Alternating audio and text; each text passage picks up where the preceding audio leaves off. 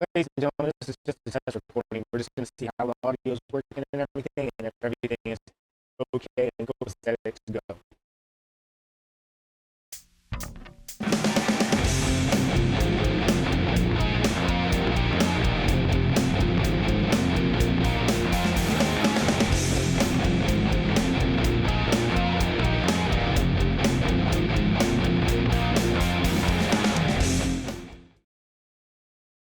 Hello, ladies and gentlemen. Hello, ladies and gentlemen. Welcome back to the Tech Tinkronics channel, where we're going to tinker and learn. Today, we're going to be dealing with a issue that I have with the audio, and it was glitchy for the longest time, and I did not know how to fix it. This is the device that I record videos with, and it's what I kind of rely on to record my videos with. So, what I'm going to talk about is how to do your audio settings and that sort of thing. The screen is going to be a mess, but we're just going to have to deal with it. So like what I'm going to need to say first is there's a couple of prerequisites that I want to, state before we begin this procedure, or before I demonstrate a demo of this procedure. First and foremost, you want to make sure that everything is at the same bit rate. And so when you're dealing with your audio bit rate, all your bit rates have to match. Now, you could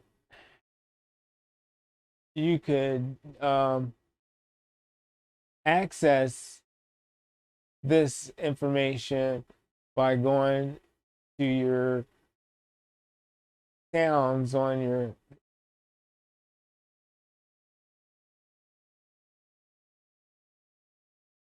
and as a matter of fact, to make it better for us, we can get the pointer going.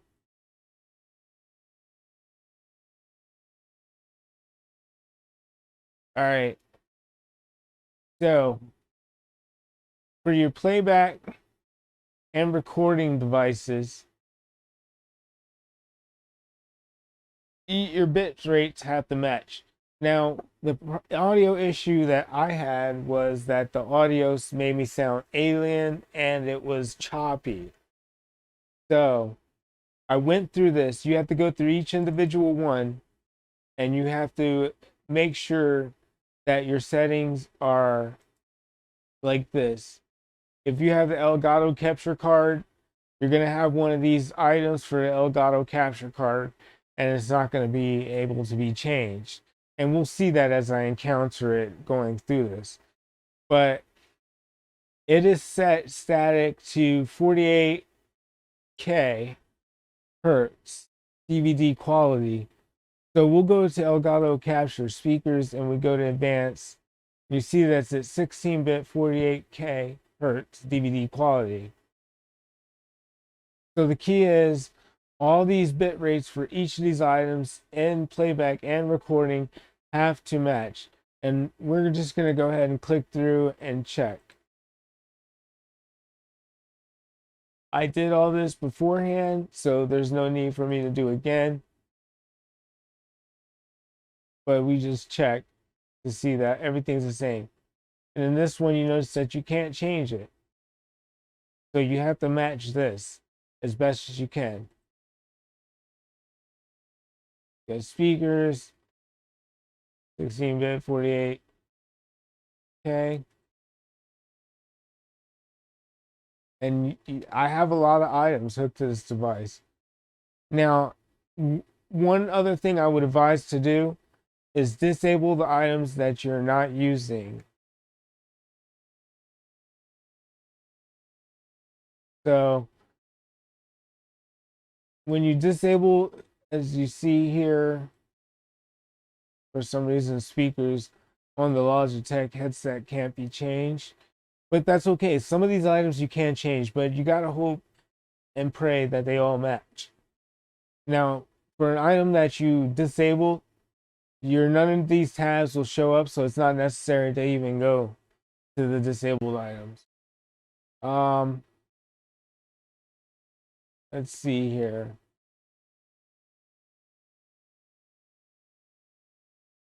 So for the items that are not plugged in, the same applies. You're not going to have any kind of, tabs. So we go to this device here, go to advanced, and it's set to 16-bit 48K. We have a few more items. Everything's set to 16-bit 48K. And this is crucial. Also, for each of these items, in addition to that being set right, do not leave this box unchecked. Give exclusive mode application priority. Leave that unchecked. All right. So that does it for our playback devices. I'm going to go over to our recording devices and we'll take a look at that. Okay, and also too, I want to point out enhancements should be disabled. If you're having trouble with this, like all my status, the status on these is disabled at this time. Now, on my line end, the recording items, you also have to have the default format checked at 2 channels, 16-bit 48K hertz DVD quality. For the items that we're not using, they are disabled, not needed. And then for the Elgato Capture device, it's set to the proper setting. However, no matter what I do, no matter where I go, I can't change that. So everything has to match with this. All right. And I have a lot of items in this. So we got that. Everything's set to the same bit rates and everything like that. All right. So now that we understand that,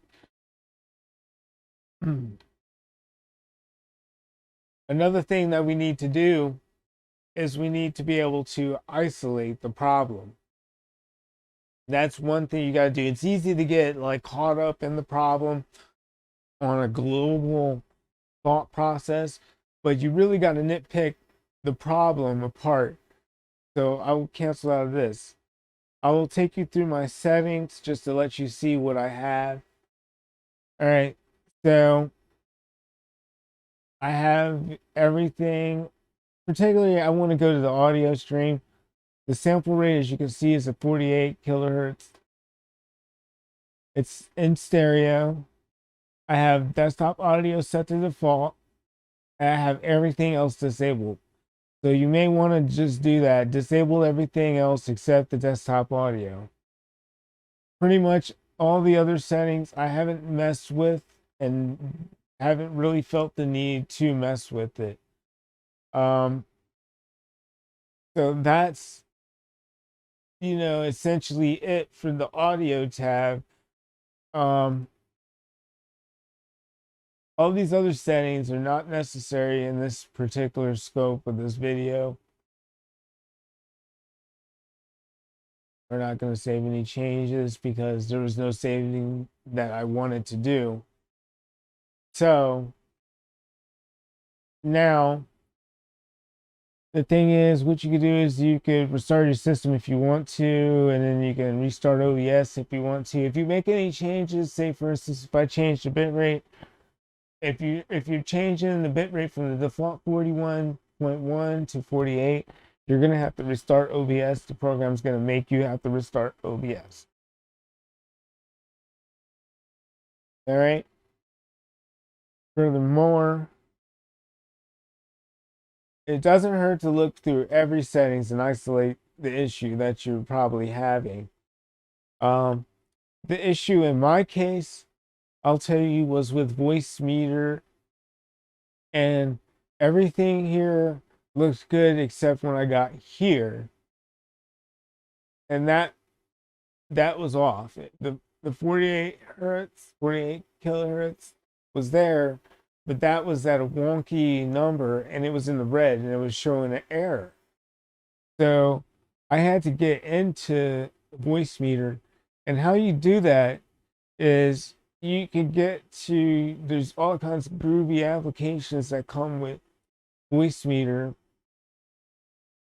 in VB audio folder, and you have the VB audio control panel, which is interesting. So you want to make sure that like everything's like at the right latency. There's some things you can change, some things you can't change, but you can mess with the latency and all that. I'm not going to mess with anything for the scope of this video because I'm already satisfied with my audio settings. Let's see. Furthermore, what else do you need with VB audio to troubleshoot this system, if it's particularly this system? Well, we did the control panel. Oh yeah.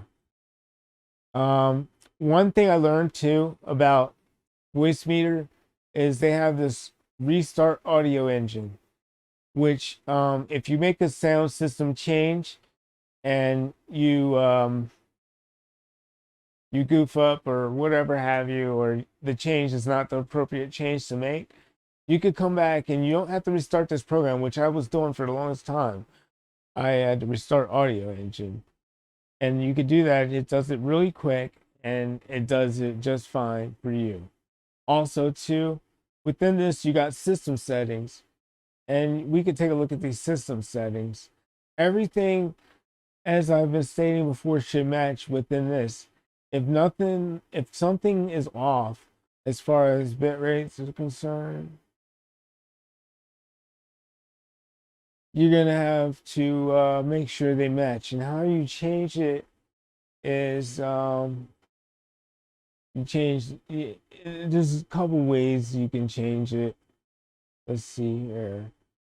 First, you would go to virtual cable control panel, and you would change the internal sampling rate as necessary.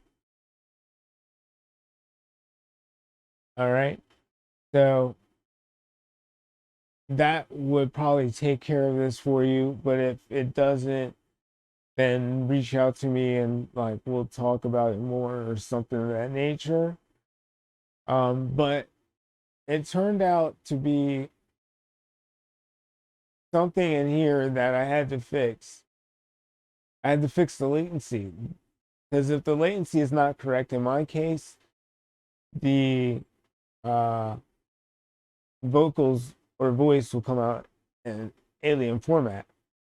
So let me tell you, it was quite a doozy of a problem. I don't want you all to have the same doozy of a problem as I did. So that's why I was inspired to make this video. Hopefully you guys have all benefited from it. And I just want to make a few key points here. You have to isolate the system. One thing that I did that led me to isolating the system was I had desktop audio coming from another desktop, and it was coming through clear, but my voice was not coming through clear. So therefore I had to isolate the system, because the Elgato Capture Card was working fine, but the everything else wasn't. But hey, that's one thing I wanted to say, was you have to isolate the system. You have to look at all the settings screens that you could possibly find on it. And like sometimes I spent some days racking my brain saying, is there something that I missed or what have you? You need to like isolate the problem, just as I said. Then you need to deal with the different screens. And then you need to try different settings to see what works. And this also helps you learn about your system. This is a pretty complex system, as what we've seen here. I want to thank you guys for watching this video. I'm going to go to my Technitronics channel. All right. Let's see here. Your system might be complicated, and you might have to like isolate the problem, look through your system, basically, and all that good stuff. I'm going to conclude this video, and I want to thank you all for watching. Have a great day.